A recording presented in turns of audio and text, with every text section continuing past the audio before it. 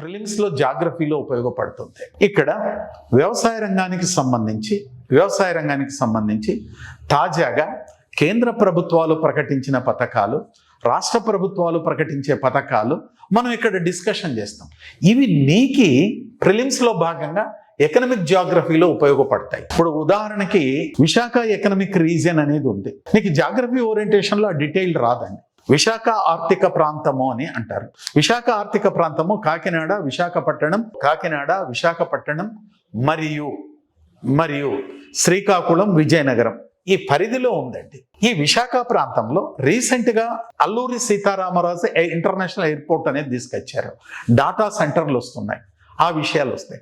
అదేవిధంగా ఈ విశాఖ ఆర్థిక ప్రాంతంలో స్వర్ణాంధ్ర @2047లో ఏ ఉద్యానవన పంటలు పండిస్తారు?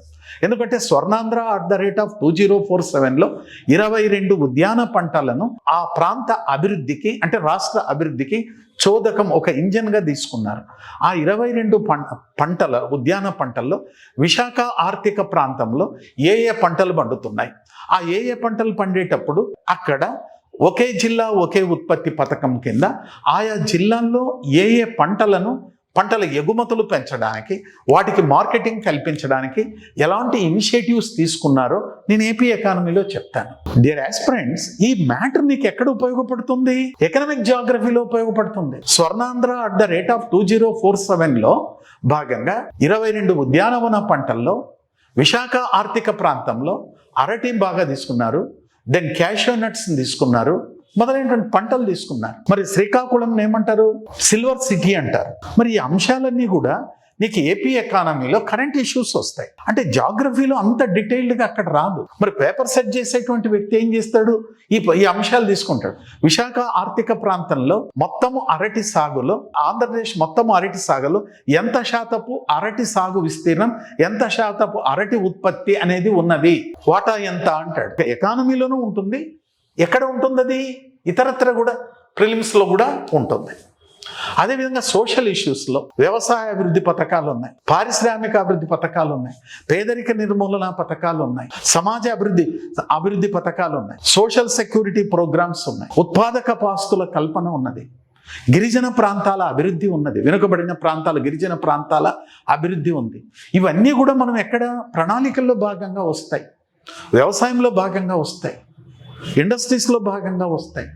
మరి వాటన్నిటినీ మనం ఎక్కడ నీకు ఉపయోగపడుతుంది? బేసిక్స్ అన్నీ కూడా బాగా వస్తాయి కాబట్టి మీకు సోషల్ ఇష్యూస్ మరింత బాగా అర్థం కావడానికి అవకాశం ఉంటుంది. మరి భారతదేశంలో గిరిజన ప్రాంతాలను అభివృద్ధి చేయడానికి ప్రభుత్వం ఏ పంచవర్ష ప్రణాళిక కాలం నుంచి వెనుకబడిన ప్రాంతాలకు ప్రత్యేకంగా సబ్ ప్లాన్స్ని ప్రకటించింది అంటే 4వ పంచవర్ష ప్రణాళిక.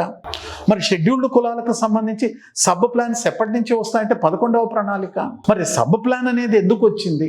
వెనుకబడిన ప్రాంతాల అభివృద్ధి ఏమిటి, ఎస్సీ సబ్ ప్లాన్ ఏమిటి, ఎస్టీ సబ్ ప్లాన్ ఏమిటి, మొదలైనటువంటి అంశాలు, మహిళా సాధికారిత, సెల్ఫ్ హెల్ప్ గ్రూప్స్ అనేవి ఉన్నాయి. ఈ SHGల ప్రాధాన్యత ఏమిటి? 6వ పంచవర్ష ప్రణాళిక కాలం. సో 6వ పంచవర్షంలో డ్వాక్రా అనేది వస్తుంది. డ్వాక్రా అనేది ఎలా రూపాంతరం చెందింది? ఈరోజు SHGలుగా మారింది. ఈ ఎవాల్యుయేషన్ ఇక డైరెక్ట్గా SHG అంటాం అక్కడ అంశాలు. కాబట్టి మనకు ప్రణాళికల్లో భాగంగా కానీ ఇతరత్ర కానీ ఎకానమీలో ఈ అంశాలన్నీ వస్తాయి. ఇవన్నీ కూడా నీకు ఎక్కడ ఉపయోగపడతాయి అంటే సోషల్ ఇష్యూస్లో ఉపయోగపడతాయి. కాబట్టి డియర్ ఆస్పిరెంట్స్, నేనేదో మీకు నాకు మార్కెటింగ్ అని మీరు అనుకోవద్దండి. ఉన్నటువంటి దాని పట్ల నేను అవగాహన ఇస్తూ ఉన్నాను.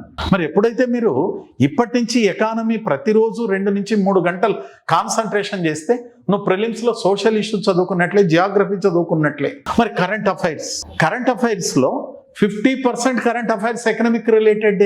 ఇటీవల కాలంలో భారత ప్రధాని ప్రపంచ దేశాలన్నీ జరిగి వాణిజ్య ఒప్పందాలు చేసుకుంటున్నాడు.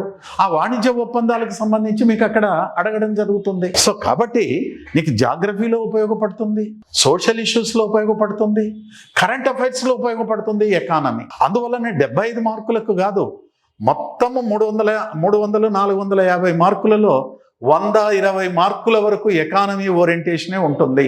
అందువల్ల ఇప్పటి నుంచి మీరు బాగా కాన్సన్ట్రేషన్ చేసి ప్రతిరోజు 2 to 3 hours పాటు ఎకానమీ క్లాస్ చదువుకుంటూ మన ఎకానమీ క్లాసెస్ మీరు ఆన్లైన్ లైవ్ క్లాసెస్ తీసుకొని ప్రతిరోజు మేము ఇచ్చే టెస్ట్లు చూడండి. వారంలో మీకు షెడ్యూల్ చెప్పాను కదా, ప్రతిరోజు 5 అంటే 35 క్వశ్చన్లు, 30 క్వశ్చన్లు, మరి 50 క్వశ్చన్లు. ఒక చిన్న టాపిక్ పైన 50 క్వశ్చన్లు నీకు ఎనాలిసిస్ రూపంలో వస్తుందంటే సబ్జెక్ట్ అంతా నీ చేతిలోకి వస్తుంది. ఈ అవకాశాన్ని మీరు ఉపయోగించుకుంటారని ఆశిస్తున్నాను. ఓకే, థ్యాంక్ యూ అన్నాడు.